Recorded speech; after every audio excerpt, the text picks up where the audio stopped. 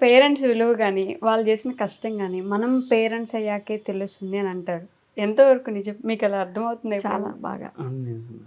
అస్సల ప్రెగ్నెన్సీ నేను ప్రెగ్నెంట్ ఉన్నప్పటి నుంచి కూడా నాకప్పుడు తెలిసింది. అమ్మ నాకింకా తెలుస్తది. హ్మ్. హ్మ్. నాకింకా తెలుస్తది. నెక్స్ట్ ఇన్ ఫ్యూచర్ మీకు తెలుస్తుంది. ఆ! యాక్చువల్లీ అప్పుడు కూడా నీకు తెలియాలి ఇంకా. ఎందుకంటే నేను అన్ని పెయిన్స్ నీ భరించానంటే పెయిన్స్ అనేవి నిజం ఇప్పుడు నాకు ఇక్కడ కట్ అయిందనుకో, ఆ పెయిన్ నాకే తెలుస్తది. నీకే తెలుస్తుంది. కానీ నీకు చూస్తే కూడా మనకు అర్థం అవుతుంది కదా. అవును. అంటే మీ ప్రెగ్నెన్సీ టైంలో బాగా చూసుకోలేదా తేజ గారు? అయితే అంతే దీనికి అర్థం. హ్మ్. మరి నీకు అర్థం కాలేదా? ఎలా ఆ అయ్యేదని? పెయిన్స్ అర్థమయ్యేయాలి. అంటే అర్థమైనంత ఈజీ కాదు కదా మనం అది. భరించడం. అంతే.